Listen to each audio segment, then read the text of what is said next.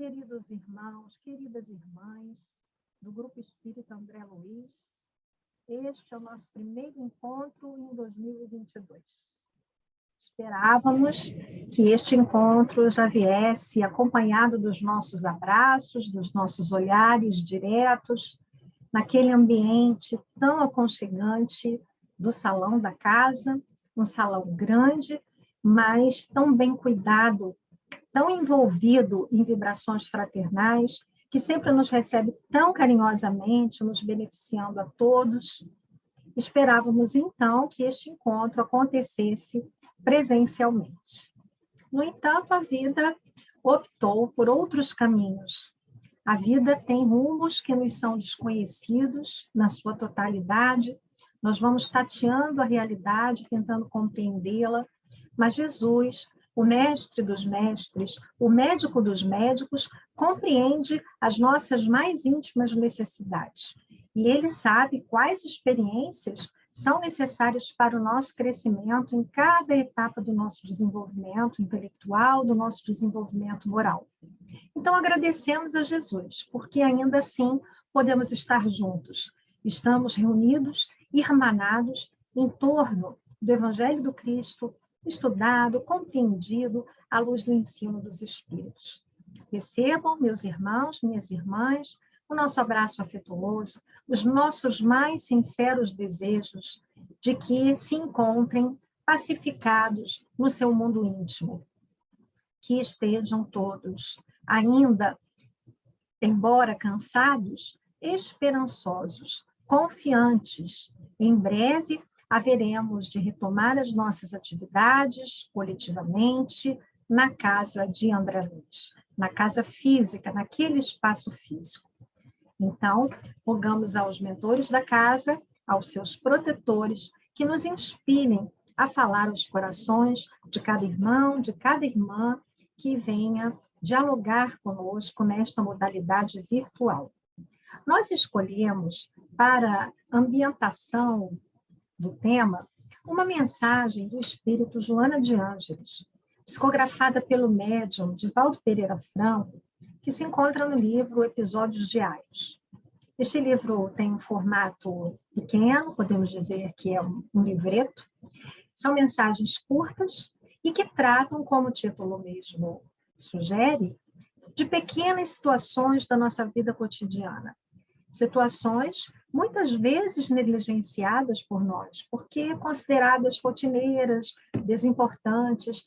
E Joana, esse espírito que já chamamos assim carinhosamente na intimidade do movimento espírita, nos faz refletir sobre as ocasiões costumeiras, as situações que nós vivemos cotidianamente, de modo a redimensioná-las, a compreender o seu significado mais profundo, o que essas circunstâncias nos possibilitam em termos de desenvolvimento espiritual, de nosso crescimento espiritual. O nosso estudo de hoje, nós podemos dizer que é bem simples. As palavras de Joana são palavras muito claras, que falam muito diretamente às nossas mentes, ao nosso pensamento, e serão também estudadas em cotejamento, em relação, em relacionamento com um outro texto de Emmanuel com a mesma temática. Hoje nós vamos pensar no dia, na oportunidade que se renova a cada dia, o que representa um novo dia nas nossas vidas. Os dias vão se sucedendo, as horas vão se sucedendo, e nós vamos tornando este nosso viver um ato costumeiro, deixando de refletir sobre a sua importância. A humanidade tem alcançado altos níveis de desenvolvimento intelectual. Nós nunca produzimos coletivamente tantos recursos na esfera material, tantos aparatos de natureza tecnológica, e esta etapa do nosso desenvolvimento foi muito importante, tem sido muito importante até aqui. Mas esse desenvolvimento expressa um momento, ele revela um momento do nosso crescimento espiritual. Já no Livro dos Espíritos, a nossa obra primeira, essa obra basilar do edifício doutrinário espírita, nós vamos encontrar reflexões de Kardec junto ao mundo espiritual a respeito da ideia de progresso, a ideia de civilização, especialmente nas questões que abordam este tema, civilização. Nós vamos ver o codificador inquirindo o mundo espiritual sobre as nossas possibilidades, os nossos progressos como coletivo humano. O codificador observa que, ao mesmo tempo em que nós fomos capazes de criar, até aquele momento, né, até o século XIX, tantos recursos de ordem material, tanto desenvolvimento intelectual, e, ao mesmo tempo, nós vemos nas paisagens humanas tantas circunstâncias negativas, de efeitos maléficos, tanto desamor entre as criaturas humanas, tudo produzido pela ação humana, pelo relacionamento entre as criaturas humanas. Isso faz com que alguns levantem até hoje, já era uma discussão da filosofia à época, se a civilização, ao invés de expressar uma evolução da humanidade, no sentido de uma ascensão, um desenvolvimento de uma situação primária, primeira, inferior para uma situação melhor, se ao invés da civilização expressar esse desenvolvimento, ao contrário, ela não acentua os nossos defeitos, criando mais embaraços, maiores dificuldades para as criaturas humanas. Essa é uma questão que já se revelava no século XIX e hoje ainda vemos muitos irmãos nossos questionando se efetivamente nós estamos progredindo ou se, parece, estamos caminhando agora contrariamente na linha evolutiva, num sentido outro do nosso progresso espiritual. O que os espíritos responderam é que nós já realizamos uma parte importante do nosso desenvolvimento, que é o crescimento intelectual. Mas esse crescimento, ele apenas nos oferece as bases para uma etapa mais complexa, que vai exigir o mesmo fôlego e o mesmo investimento, que é o nosso crescimento moral. Podemos compreender também que é o desenvolvimento do campo das nossas emoções, dos nossos sentimentos, o modo como nós sentimos. Vamos elaborando o pensamento, vamos pensando cada vez de forma mais complexa e, no curso do desenvolvimento evolutivo, esse conhecimento, esse desenvolvimento forma bases para o nosso crescimento moral. Nós vamos tendo cada vez mais condições de discernimento, condições de distinguir o bem do mal. Lembrando que o bem não é necessariamente aquilo que nos dá prazer e o mal não é necessariamente aquilo que contraria os nossos desejos e as nossas vontades. Então, a nossa compreensão da vida se amplia, a nossa compreensão da lei divina se amplia. E os espíritos, então, responderam a Kardec que nós não somos propriamente civilizados ainda. Nós temos um desenvolvimento incompleto. Nós podemos ser considerados espíritos esclarecidos, mas nós não somos ainda civilizados no sentido pleno, porque a nossa vida moral não está compatível com esse nosso crescimento intelectual. E essa temática que aparece em Allan Kardec vai sendo aprofundada, reforçada na literatura mediúnica que nós recebemos do nosso país, fartamente, principalmente através de dois espíritos que vêm contribuindo muito com as nossas reflexões espíritas. Emmanuel e Joana de Ângeles. Joana de Ângeles vai, então, neste livro, Episódios Diários, buscar ligar esse conhecimento sofisticado, filosófico, que o Espiritismo oferece, em certo sentido, vai traduzir esse conhecimento nas situações mais costumeiras, nos episódios diários. E logo na primeira mensagem, ela fala sobre o amanhecer. O nome da mensagem é Ao Amanhecer. Esse gesto que se repete dia a dia, enquanto nós vivemos na Terra, nós vamos amanhecendo todos os dias. Nós despertamos no corpo físico. E Joana, nessa linguagem simples, numa mensagem simples, vai falar dessa oportunidade que se renova a cada dia. Esta mensagem sugeriu para nós o título do trabalho de hoje, né? Compreender o tempo como uma Divina Conceição, mas particularmente o dia, essa unidade de contagem do tempo que nós estabelecemos, esse período de 24 horas, que vai se repetindo dia a dia a partir do movimento de rotação da Terra.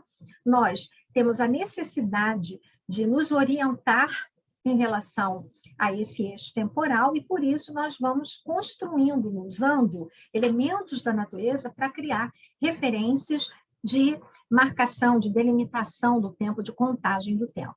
Então, essa unidade, a unidade dia, é, segundo Joana, uma divina concessão. E nós vamos ver por que ela faz essa afirmação. Ela escreve assim, pelas mãos abençoadas de Divaldo Franco. Dia novo, oportunidade renovada. Cada amanhecer representa a divina concessão, que não podes nem deves desconsiderar. Mantém, portanto, atitude positiva em relação aos acontecimentos que devem ser enfrentados. Otimismo diante das ocorrências que surgirão. Coragem no confronto das lutas naturais. Recomeço de tarefa interrompida. Ocasião de realizar o programa planejado. Cada amanhecer é convite sereno à conquista de valores que parecem inalcançáveis. À medida que o dia avança, aproveita os minutos, sem pressa nem postergação do dever. Não te aflijas ante o volume de coisas e problemas que tens pela frente. Dirige cada ação à sua finalidade específica. Após concluir um serviço, inicia outro. E sem mágoa dos acontecimentos desagradáveis, volve a lição com disposição, avançando passo a passo, até o momento de conclusão dos deveres planejados. Não tragas do dia precedente o resumo das desditas e dos aborrecimentos. Amanhecendo, começa o teu dia com alegria renovada e sem passado negativo, enriquecido pelas experiências que te constituirão recurso valioso para a vitória que buscas. Então, vejamos aqui que Joana, que é uma leitura que carrega muitas vezes no vocabulário, como muitos afirmam, às vezes apresenta uma leitura muito densa para nós, essa mensagem buscando a simplicidade, na simplicidade do cotidiano, nos episódios mais simples do dia a dia, oportunidades para nos fazer refletir sobre a divina concessão do tempo. Então, ela fala de um dia novo como uma oportunidade renovada. É uma mensagem do mesmo teor, assinada pelo Espírito Emmanuel, chamada Cada Dia. E ela se encontra no livro Passos da Vida, um livro assinado por Emmanuel e amigos, uma forma muito carinhosa, né, de identificar esse grupo que escreveu o conjunto de mensagens apresentadas aqui, publicadas pela editora IDE, e que nos oferecem um vasto material para as nossas reflexões. Muitos de nós, espíritas, temos o hábito de fazermos pelo menos uma leitura diária. Uma leitura de preparação para as atividades do dia, uma leitura que anteceda as nossas orações, assim como fazemos também nos grupos espíritas, nas casas espíritas. Por vezes, essas mensagens que estão em livros, que não são propriamente livros de estudo, vão passando de uma forma muito aligerada sobre os nossos olhos. Nós fazemos uma leitura global, depreendemos dali o sentido principal e passamos adiante, vamos folheando o livro, voltamos num outro momento para uma nova mensagem, às vezes abrimos ao acaso, tentando encontrar uma mensagem mais específica para aquele momento em que estamos vivendo, mas não nos detemos, muitas vezes, nas palavras que são empregadas. Não estudamos propriamente esses conteúdos apresentados. Existem obras na literatura espírita que vão se consagrando como obras de estudo, porque elas trazem conteúdos mais específicos, relativos à mediunidade, A nossa estrutura psicológica, como a série psicológica de Joana de Ângeles, como nós temos um retrato da vida espiritual bastante circunstanciado, como nas obras de Ivone do Amaral Pereira, André Luiz, Manuel Filomeno de Miranda, e nós, então, adotamos nas nossas casas espíritas, nos nossos lares, às vezes, o hábito de estudar essas obras.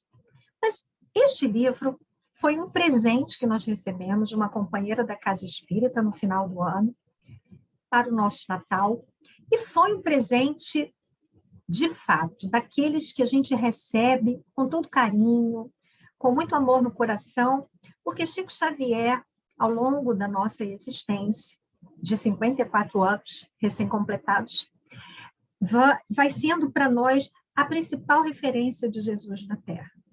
Nós tivemos a oportunidade de ver o Chico, de estar diante dele fisicamente apenas uma única vez, em 1988, lá em Uberaba, e havia uma fila enorme, uma fila imensa de irmãos que buscavam o Chico. Durante muitos anos, essa cena se repetiu, com o coração cheio de angústia, com muitas aflições, muitas mães, muitos pais, muitos filhos que haviam perdido os seus parentes, muitas pessoas desenganadas pela medicina da terra, que queriam do Chico uma resposta do mundo espiritual às suas angústias. Nós, naquele tempo, não nos sentimos à vontade para nos dirigir ao Chico. Ele já estava muito doente, já caminhava com muita dificuldade, então nós ficamos apenas observando o Chico à distância. Mas a figura daquele ser humano nos marcou tão profundamente, e o seu contato nas nossas vidas, na nossa vida particular, na minha vida pessoal, foi se fazendo uma grande concessão da misericórdia divina. Pelas mãos abençoadas do Chico, na sua psicografia, nós tivemos a oportunidade de aprender muitas coisas sobre a vida na Terra, a vida no mundo espiritual, mas, acima de tudo, nós fomos recuperando, através das mãos do Chico, aquele cristianismo muito simples, aquele cristianismo primitivo, porque Chico falava, assim como Jesus, como quem tem autoridade, guardadas as devidas proporções, porque não estamos equivalendo Chico a Jesus, nós sabemos a distância grande que há entre eles, mas Chico era um representante, um discípulo fiel do Cristo, porque não era só o que o Chico dizia que falava aos nossos corações, era o modo como o Chico dizia.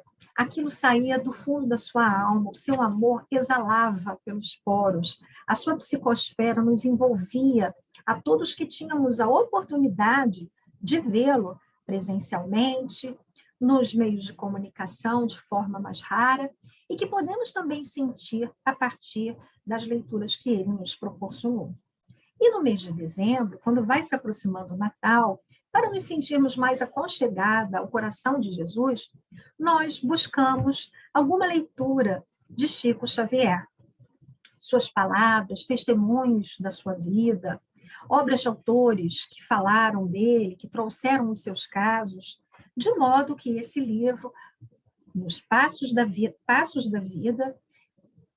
foi para nós este contato com Jesus no último mês de dezembro. A mensagem número 2 nos chamou muito a atenção, talvez pela aproximação também do Ano Novo, não é? O ano que chega nos dá sempre essa sensação de que nós estamos recomeçando. E talvez por isso essa mensagem tenha falado assim tão fundo ao nosso coração. Nós vamos estudar essa mensagem dialogando com o texto de Joana de Ângeles.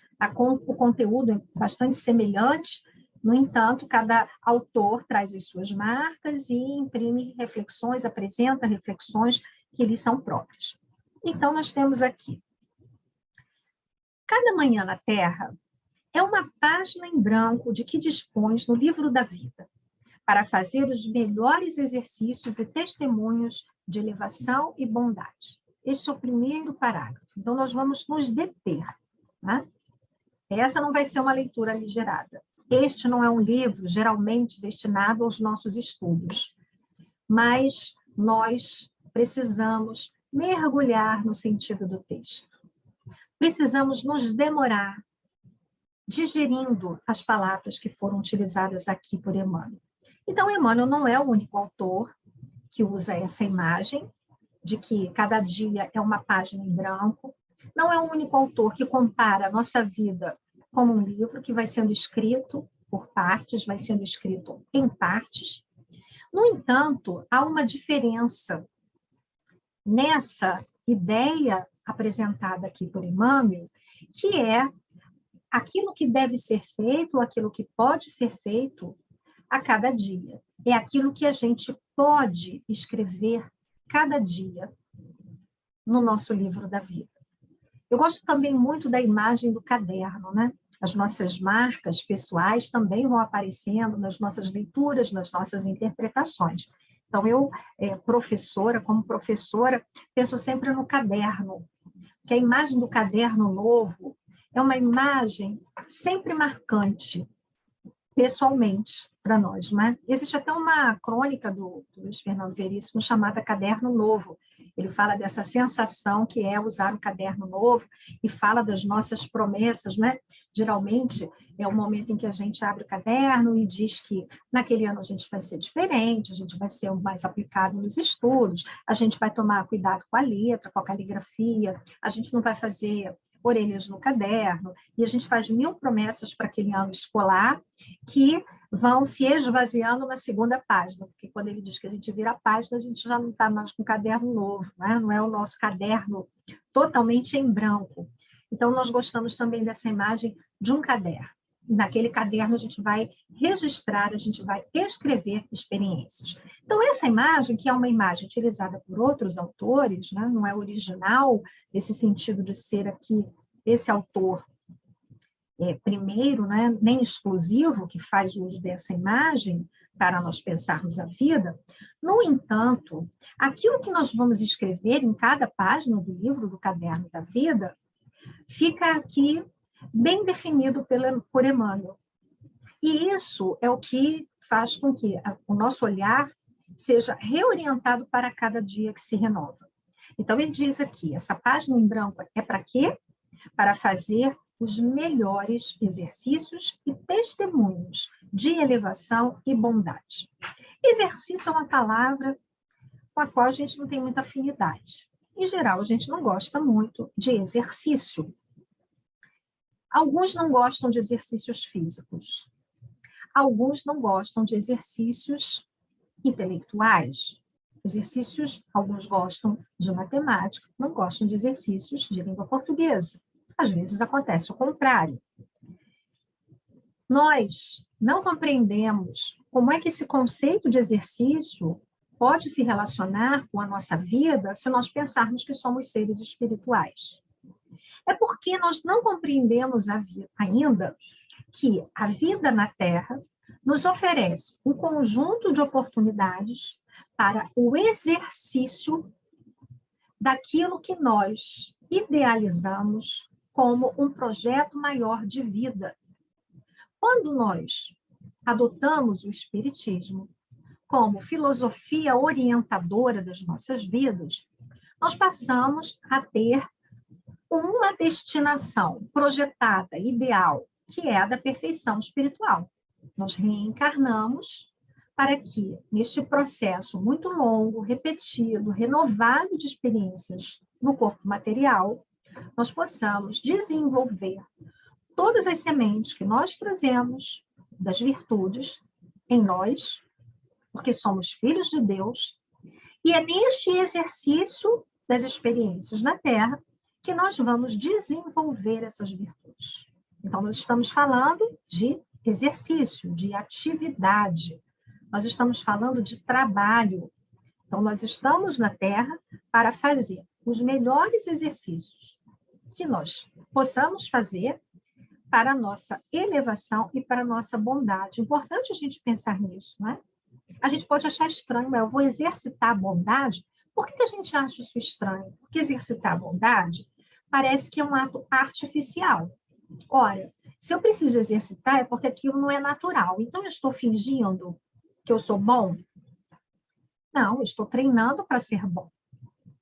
Nós olhamos para as pessoas que consideramos pessoas bondosas, pessoas boas de coração, como se elas tivessem sido criadas assim, como se elas tivessem nascido assim, porque foram feitas assim. Então, no nosso imaginário, existem pessoas que são boas, e essas pessoas agem com bondade naturalmente, espontaneamente. Essa ideia não é uma ideia que se coadune com o conhecimento espírita. Porque, segundo os espíritos ensinaram a Kardec, de acordo com o ensino dos espíritos, todos nós fomos criados simples e ignorantes. Aquilo que aparece para nós hoje como uma virtude já foi objeto de trabalho, já foi exercitado anteriormente. Lembramos, mais uma vez, Emmanuel, toda virtude um dia foi disciplina. Deus não cria algumas pessoas virtuosas e outras pessoas defeituosas ou imperfeitas. Deus cria todos os seus filhos com todos os potenciais de desenvolvimento. E nós estamos em momentos diferentes desse processo evolutivo, em trajetórias diferentes. Alguns desenvolvem certas aptidões, outros vão desenvolvendo outras aptidões. Mas tudo que foi desenvolvido já foi conquistado no processo evolutivo. Então, exercitar a bondade não é fazer um gesto falso, artificial. É apenas aquela disposição da alma para, pelo exercício, pela prática, desenvolver alguma coisa que já está em si. Alguma coisa que já dormita no seu mundo íntimo, mas que precisa ser exercitada para que seja desenvolvida plenamente. Os espíritos não nos pedem essa elevação e essa bondade terminada. Muitos espíritas vivem conflitados porque lidam com um ideal de perfeição que não é alcançável para nós numa única etapa evolutiva. Então, se culpam por não serem bondosos, se culpam por não serem humildes, se culpam. E este ideal é um ideal que orienta o nosso caminho na Terra. É ele que nos dá o norte, que nos faz caminhar em dada direção, compreendendo que ele não é um ideal para amanhã, nem para depois de amanhã, nem para o final dessa existência. Mas nós só vamos alcançar níveis mais elevados se nós nos dispusermos a estes exercícios. E Emmanuel está nos convidando aqui a olhar para cada dia como essa oportunidade. Quando a gente acorda de manhã, ou quando a gente despertar de manhã, a gente deve pensar, hoje eu tenho uma página em branco. A gente até pode pensar assim, não, ela está pré-preenchida, o roteiro já está dado pelos dias anteriores. A gente vai voltar daqui a pouquinho aqui ao texto de Joana, ela fala sobre isso, né? Esse excesso de demandas do mundo, excesso de tarefas. Então, vamos pensar aqui como é que o Chico, ou melhor, como é que Emmanuel propõe para nós o aproveitamento dessas experiências. Ele diz assim, não ouvides que cada pessoa a cruzar-te o passo na trilha das horas, é uma oportunidade de construção espiritual. Então, não importa quem seja a pessoa, qualquer pessoa com quem a gente encontre, normalmente nós despertamos no lar, então aquelas pessoas que estão no nosso entorno no lar, aquelas pessoas da nossa convivência no ambiente profissional, no ambiente da casa espírita, as pessoas da via pública, as pessoas no transporte público, onde quer que a gente esteja em interação com outros seres humanos, nós teremos oportunidade de exercitar a bondade, como ele disse aqui, mas não apenas ela, não exercitar todo esse repertório que nós trazemos em nós de possibilidades de crescimento. Então, ele diz assim, continuando, seja qual seja o motivo para desafeto, cultiva a compreensão e amizade, observando que todo favor que possas prestar a benefício de alguém é uma chave que fabricas para a solução de teus problemas futuros. Então, nós temos o desafio na convivência de lidar com desafetos. Então, estamos falando aqui de todos os humanos com quem nós vamos lidar. Aquelas almas que escolhemos naturalmente, espontaneamente, porque se afinizam conosco, mas também aquelas outras criaturas que nós reencontramos no cenário da vida terrena, porque precisamos restabelecer vínculos, retomar laços que foram rompidos. São os nossos desafetos que nos oferecem a oportunidade de lidarmos com as nossas imperfeições.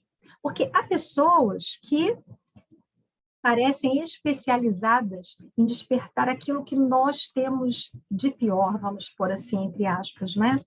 Existem pessoas que nos revelam como nós somos, no nosso mundo íntimo. Então, se na vida de relação com os amigos, os afetos, emergem as nossas qualidades mais nobres, na convivência com os desafetos, surgem, se revelam aqueles aspectos da nossa vida emocional, do nosso mundo interior, que só na relação com essas pessoas vem à tona. E é por isso que a convivência com essas pessoas é importante.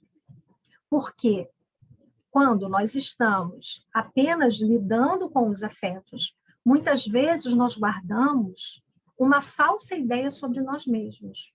Nós nos supomos pessoas melhores do que nós efetivamente somos, porque só se revelam aquelas qualidades nossas da paciência, da afabilidade, da doçura, do bom humor, da benevolência, da tolerância, do perdão. Nós tendemos a relevar os maus atos ou as más palavras das pessoas que nós amamos. E na convivência com os nossos adversários, os nossos inimigos, como alguns preferem, nós podemos ver em nós aqueles aspectos que se revelam. O nosso desejo de vingança, a nossa agressividade, aquelas palavras que surgem traduzindo esse lado obscuro que nós trazemos, as palavras ácidas, as palavras que machucam, é essa nossa agressividade que se materializa na palavra, que ganha forma na massa acústica. É o gesto impetuoso, esse outro lado que precisa vir à tona para que ele seja visto e trabalhado. Então, cada pessoa com que nós lidamos na trilha das horas, olha essa linguagem que bonita, né? Poética. As horas vão formando uma trilha ao longo desse dia, nessa nossa trajetória. Elas vão dando o nosso caminho, nós vamos caminhando pelo tempo. E, nesse processo, nós temos uma oportunidade de construção espiritual. Então, seja qual for o motivo do desafeto, cultiva a compreensão e a amizade. Vejamos aqui o uso da palavra, né? A importância da gente estudar também essas mensagens, que são mensagens que falam mais para o nosso comportamento, que dizem respeito mais à nossa vida de relação social. Tá?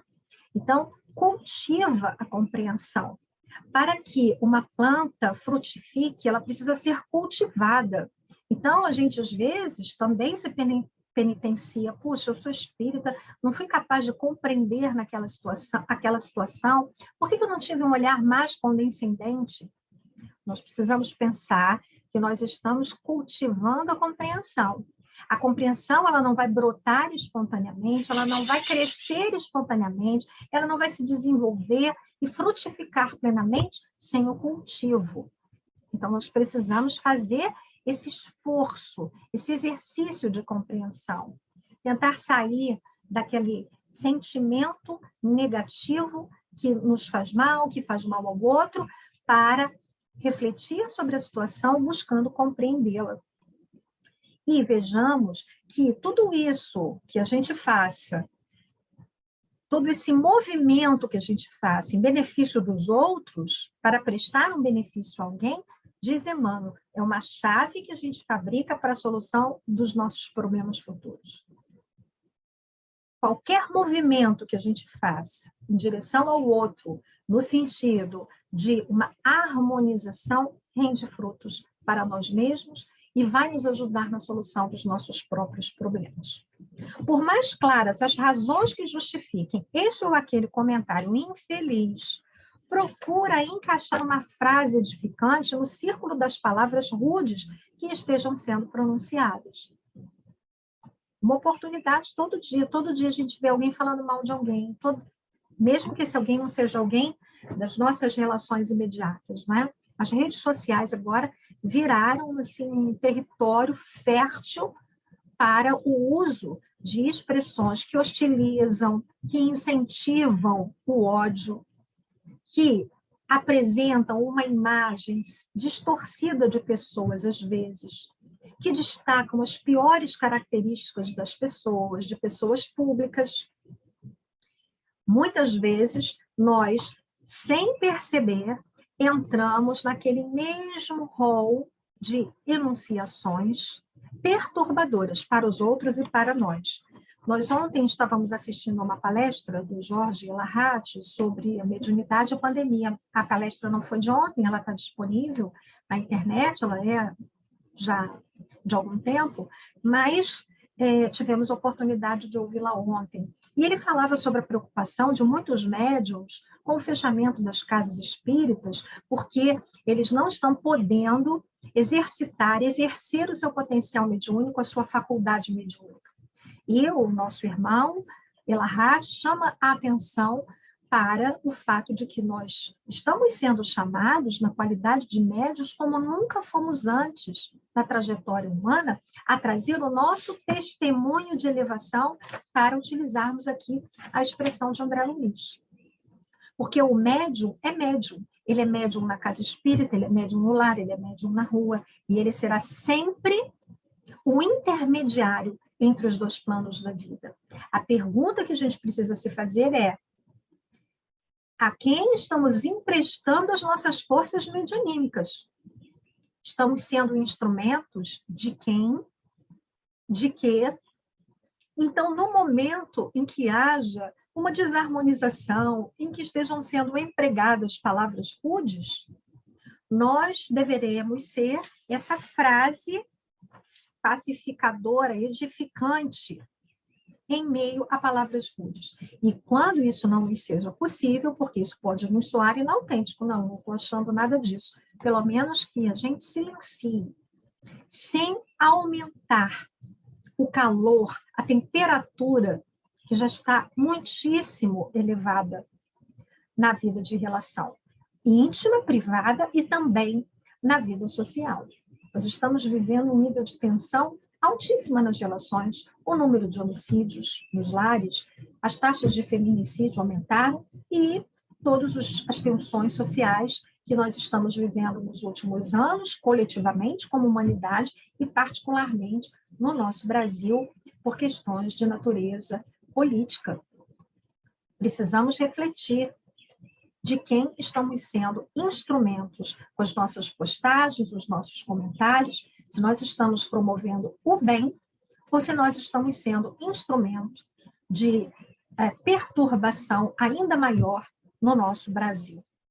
Por muito que um companheiro te haja ofendido, não lhe negues tolerância e abençoa-o com as tuas preces e gestos de auxílio, na convicção de que estás com isso levantando dispositivos de proteção a ti mesmo. Então, vejamos, né? Por muito que um companheiro te haja ofendido.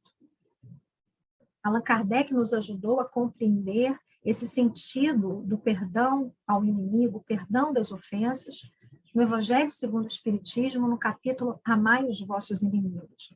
É com muito bom senso que o codificador escreve que, naturalmente, nós não vamos ter, por um adversário, o mesmo sentimento que nós temos pelas pessoas de quem nós gostamos, com as quais nos afinizamos. Isso é contra a lei dos fluidos, isso é contra as leis da natureza.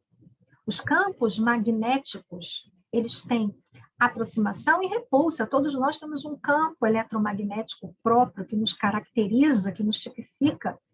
Então, nós nos sentiremos atraídos, às vezes. Em outros momentos, nós vamos ver essa repulsão de fluidos. Então, é claro que nós não vamos experimentar o mesmo sentimento diante de pessoas que nós amamos e diante de pessoas com as quais não nos afinizamos. Mas Allan Kardec elege as palavras de Jesus quando apresenta o amor aos inimigos como o diferencial da sua proposta salvadora, redentora da humanidade. Jesus diz: aprendestes que foi dito, amai os vossos amigos, odiai os vossos inimigos. Eu, porém, vos digo, amai os vossos inimigos, orai pelos que vos perseguem e caluniam. Se somente amardes os que vos amam, que recompensa tereis? Não fazem assim também os publicanos? Essa pergunta de Jesus deve ecoar lá no nosso mundo interior. O que nos torna cristãos de verdade? Se o nosso argumento é o argumento do mundo, fez comigo, vou fazer também. Se me fez mal, vou fazer mal também. O que nos torna verdadeiramente cristãos? O que nos torna espíritas? Não é o conhecimento da reencarnação, não é o conhecimento da vida no mundo espiritual. O que nos torna verdadeiramente espíritas é essa adesão ao Evangelho de Jesus no espírito e verdade. E Jesus nos ensina a orar pelos que nos perseguem e caluniam. Se não conseguimos fazer ainda o bem a quem não nos faz bem, exercitemos pelo menos a oração pelos nossos desafetos. E também diz Emmanuel aqui, mais uma vez, que ao agir assim, nós estamos levantando dispositivos de proteção para nós mesmos, porque nós nos imunizamos, né? Essa é uma palavra do momento, uma palavra da hora. Então, pensando em imunização, nós precisamos ter a nossa imunidade espiritual. E quando nós sintonizamos na mesma faixa de negatividade, no mesmo litígio, na faixa de disputa, de conflito, junto a qualquer companheiro de existência material, seja em que campo for, são os nossos duelos contemporâneos, que não é mais o duelo da espada, mas é o duelo na escrita, é o duelo na rede social, é o duelo verbal, são as disputas que nós vamos empreendendo dia a dia em diferentes esferas de relacionamento. Quando nós entramos nessa disputa, nós sintonizamos, nós trocamos energias com os nossos ofensores, nós habitamos espiritualmente aquela mesma região, nós percorremos dentre aqueles fluidos negativos. E quando nós saímos dessa sintonia de pensamento, de negatividade, e quando nós oramos pelos nossos desafetos, nós nos imunizamos espiritualmente, nos colocamos de uma forma protegida sob o amparo do alto. Prossegue Emmanuel: na atividade em que te encontres, faze mais que o dever, porquanto o serviço extra, espontâneo e sem recompensa, em toda situação, será sempre a tua mais alta pregação de virtude. Jesus também falou sobre isso, né? Quando a gente for convidado a dar um passo, dá mais. Quando alguém pedir a gente uma peça do vestuário, dá a roupa toda, não é? No sentido aí simbólico, dá-lhe também a túnica, não precisa ser a roupa toda, mas dá sempre mais do que aquilo que é solicitado. A gente cultivar, exercitar essa generosidade. E vejamos que é esse gesto que será a nossa mais alta pregação de virtude. A gente fala muito sobre a virtude e a gente precisa dar testemunho dessa virtude. Repousa quando necessário, mas não transformes descanso em ócio vazio. Muito importante pensar sobre isso. A esse respeito, nós vamos deixar aqui uma indicação, a mensagem Jesus e Repouso, que está no livro Jesus e Atualidade, também da autoria de Joana de Ângeles. Ela fala sobre isso, da nossa compreensão equivocada sobre o que é o repouso. Repouso não é ociosidade, o repouso é uma mudança de atividade, é aquela parada para o descanso necessário, mas sem mergulharmos no ócio, que quase sempre é porta de entrada de perturbação no nosso mundo íntimo. Por que nós dissemos quase sempre? Porque às vezes a gente fica ocioso só um pouquinho, né? Esse é o nosso descanso. Mas quando a gente vai permitindo que esse período de descanso vá se prolongando, prolongando, prolongando, e a gente vai entrando na inatividade, a gente também vai abrindo as nossas faixas de pensamento a interferências perturbadoras. Começa de casa a execução dos conselhos salutares que ofereces ao próximo, aprendendo que é impossível ajudar a humanidade quando não saibamos entender e amparar algumas poucas pessoas entre os limites da parentela. Então, antes de sair pelo mundo cultivando a bondade, nós evocamos aquelas figuras que se dedicaram a uma causa humanitária, que doaram as suas vidas para uma causa, seja no campo da mediunidade, como nós temos aqui, não é?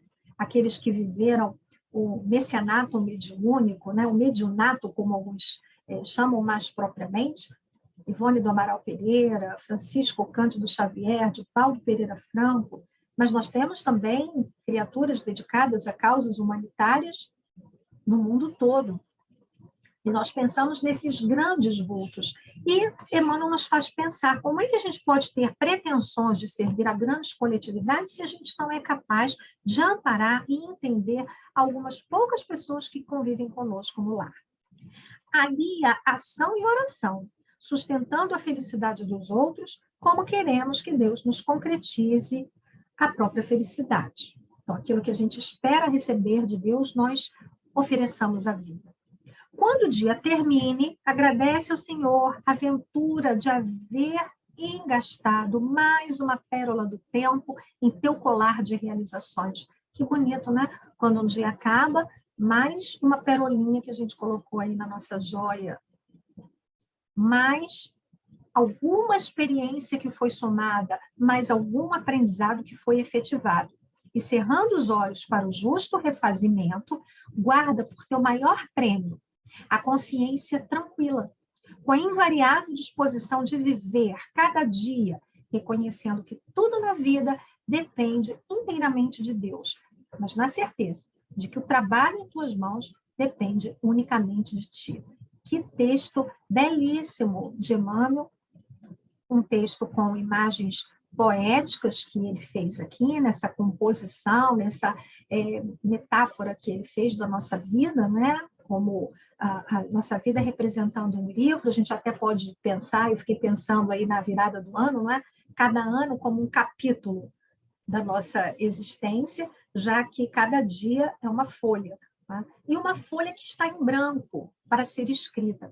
E aí nós vamos voltar ao ponto que nos referimos anteriormente, porque nós vivemos hoje de tal modo que parece que a página está pré-escrita. Porque há sempre tantas demandas que, quando o dia começa, parece que ele está pré-dado, né? Pré-estabelecido. Não está em branco. Eu tenho tanta coisa para fazer que ele já está posto, já está dito como o que eu tenho que fazer. O que talvez esteja determinado, mas o como é o nosso diferencial. Ter uma página em branco não significa que todo dia a gente vai despertar e vai dizer: vamos ver o que eu vou fazer hoje. Vamos ver o que eu tenho vontade de fazer hoje. Vamos ver o que a vida me apresenta hoje. É uma oportunidade que se renova, a página está em branco, porque como nós vamos olhar para as nossas experiências é que vai favorecer o nosso crescimento espiritual. Como nós vamos nos relacionar com as pessoas que são da nossa esfera de relação? Como nós vamos lidar com os problemas que estão ali para serem resolvidos, as nossas lutas cotidianas. Porque este é um mundo de lutas, de enfrentamentos. Neste mês de janeiro, a gente se envolve com tanta coisa da vida material, não é? Tem que tomar tantas providências, em geral, relativas à nossa vida material, de moradia, com as taxas todas que a gente tem que pagar, as questões relacionadas a licenciamento de veículo para quem tem veículo. E quanto mais afastado a gente está de uma vida absolutamente simples, como Jesus nos convidou a viver, mais a gente se embaralha nessas tramas da vida material. Quanto mais a gente vai reunindo de recursos, mais problemas a gente tem para resolver, né? Eu conheço um jovem que ele tem uma vida muito minimalista, né? A casa dele é uma casa desataviada, simples. E ele diz assim, eu faço questão de ter pouca coisa, porque se eu tiver muita coisa, eu vou ter que gastar muito tempo cuidando dessas coisas. E eu prefiro ocupar meu tempo fazendo coisas que me dão satisfação, estudando, lendo, me relacionando com as pessoas de quem eu gosto. E se eu for juntando coisas, essas coisas vão começar a tomar um tempo muito grande da minha vida, né? Ele tem me ajudado a pensar, este jovem, em como nós vamos lidando com a vida material e com as demandas da vida material. Então, na mensagem de Joana, que nós lemos aqui como preparação para o nosso trabalho, para essa nossa ambientação, a autora trata basicamente dos mesmos pontos que Emmanuel, mas ela faz alguns destaques mais específicos, né? Ela diz que cada amanhecer é convite sereno à conquista de valores que parecem inalcançáveis. Então, vejamos, essas virtudes todas que nós trazemos no nosso ideal, elas parecem inalcançáveis para nós, mas elas são treináveis, elas são uma construção, e essa construção precisa estar no nosso horizonte. Durante um período muito grande da nossa evolução espiritual, nós vamos crescendo automaticamente, respondendo aos automatismos da vida biológica e a vida de relação social. No momento do despertamento da consciência, esse momento de maturidade intelectual que a humanidade alcançou, né? E quando nós vamos ganhando consciência de que nós somos seres espirituais e também adquirimos a consciência daquilo que nós estamos fazendo, o que realmente representa a nossa experiência na matéria, nós vamos assumindo a condução dos nossos processos, como diz Emmanuel aqui lindamente, né? Cada dia reconhecendo que tudo na vida depende inteiramente de Deus, mas na certeza de que o trabalho em tuas mãos depende unicamente de ti. Então, aquilo que diz respeito a nós, compete a nós realizar. E ela vai dizendo aqui, né, a respeito dessas conquistas, que ela dá uma orientação. Muitas vezes eu me lembro desse trechinho, eu já li essa mensagem várias vezes, e esse trecho foi ficando na minha mente em alguns momentos, quando eu começo a me afligir pelo volume de coisas, né, que se apresentam para serem resolvidas. Ela diz assim, à medida que o dia avança, aproveita os minutos, sem pressa, nem postergação do dever. Então, nem fazer tudo correndo e também não ficar adiando, porque esse também é um tipo de atitude muito comum nossa, né? A procrastinação. A gente vai deixando, o quanto a gente pode. Aí chega em cima da hora, a gente tem muitas coisas para fazer. Então, a gente vai fazendo. O que está na ordem, né? Na linha de frente? Ela vai dizendo, não te afliges ante o volume de coisas e problemas que tens pela frente. Dirige cada ação à sua finalidade específica. Após concluir um serviço, inicia outro. Então, vamos fazendo. O que eu tenho que fazer neste momento que não pode ser negligenciado? Nós vamos fazer sem pressa e sem ficar adiando indefinidamente, só gerando complicações para amanhã. Então, a gente resolve e prossegue. Aí se encaminha para uma nova ação, né? Mas ela prossegue ainda aqui na mesma frase, dizendo, e, sem mágoa dos acontecimentos desagradáveis, volve a lição com disposição, avançando passo a passo até o momento de conclusão dos deveres planejados. A mesma orientação que deu uma. Ao passado, a sua cota. Aquilo que ficou, deixemos para trás. Mas todo dia, quando a gente acorda, parece que a gente sente aí uma necessidade patológica, mórbida às vezes, de rememorar os eventos do dia anterior que foram difíceis, desagradáveis. A gente olhar assim para o céu e ver, nossa, clareou de novo. Isso quer dizer que a sombra passou, a escuridão passou. E nós deveríamos deixar no dia anterior aquelas questões que foram difíceis no dia anterior, para que a gente abra novas perspectivas, perspectivas salutares para o dia que se inicia. ela pede que a gente volte à lição com disposição, avançando passo a passo até o momento de conclusão dos deveres planejados. E repete, reitera, não tragas do dia precedente o resumo das desditas e dos aborrecimentos. Vamos toda vez olhar para o céu e pensar, está clareando. Essa claridade deve ser também uma claridade mental, né? A gente deve ir pensando, clareou, passou, a escuridão foi embora. E se eu estou recebendo um novo dia, a claridade está se fazendo, que essa claridade também se faça em mim. Que eu deixe para trás tudo o que ficou. Esse pensamento pode nos ajudar a avançar de uma forma cada vez mais feliz. Amanhecendo, começa o teu dia com alegria renovada e sem passado negativo, enriquecido pelas experiências que te constituirão recurso valioso para as vitórias que buscas. Todas as ocorrências são úteis, as desagradáveis também. Todas as ocorrências ensinam. As boas ocorrências muito nos auxiliam, muito, a superar as dificuldades novas, os problemas que virão. Então, a gente se fortalece, se retempera nas situações agradáveis da vida para o enfrentamento das situações difíceis da vida, sem tentar atribuir a essas últimas um peso maior que as primeiras, porque nós ainda temos uma fixação nas experiências desagradáveis. Nós nos fixamos nelas. Né? E vamos deixar também, né, caminhando aí para o finalzinho deste nosso encontro, vamos deixar como sugestão a mensagem 18, talvez ela esteja disponível na internet, né? O que mais sofremos.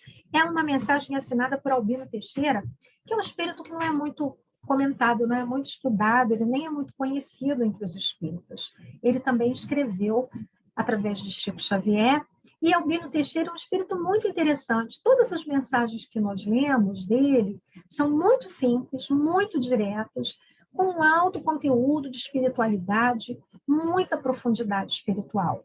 E ele vai falando desse nosso modo de encarar a realidade, que faz com que a gente sofra muito mais do que o necessário, muito mais.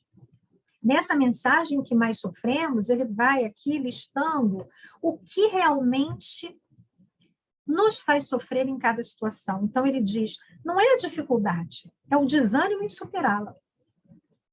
Não é a provação, é o desespero diante do sofrimento. Não é a doença, é o pavor de recebê-la. Às vezes a gente sofre mais com medo de uma certa doença do que da própria doença. Não é um parente infeliz, é a mágoa de tê-lo na equipe familiar. A gente não pensa isso, nossa, logo é uma pessoa tão legal, por que tive que viver com essa pessoa? Seja essa pessoa quem for, a mãe, o pai, o marido, a mulher, o filho, a filha, o irmão, a irmã. É como se a gente tivesse um ressentimento, a vida não foi boa o bastante conosco, não é? Não é a teimosia, não é o fracasso, é a teimosia de não reconhecer os próprios erros. E assim ele vai listando aquilo que realmente nos faz sofrer. Como é fácil de perceber, encerra ele, na solução de qualquer problema, o pior problema é a carga de aflição que criamos, desenvolvemos e sustentamos contra nós. Neste sentido, se torna ainda mais claro para nós o sentido das palavras de Jesus. Vinde a mim, todos vós que estáis aflitos e sobrecarregados, que eu vos aliviarei. Tomai sobre vós o meu jugo e aprendei de mim, que sou manso e humilde de coração. Suave é o meu jugo, leve é o meu fardo. Vamos pensar nisso. O que é essa sobrecarga que a gente acresce? Jesus não disse que a gente vai se livrar da carga. Suave é o jugo, leve é o fardo. Quer dizer que nós vamos continuar sob o jugo das nossas lutas, nós vamos continuar carregando o nosso fardo, mas a gente, quando caminha com Jesus, abre mão da sobrecarga. É isso tudo a mais que a gente acrescenta e que faz com que o nosso sofrimento se amplie.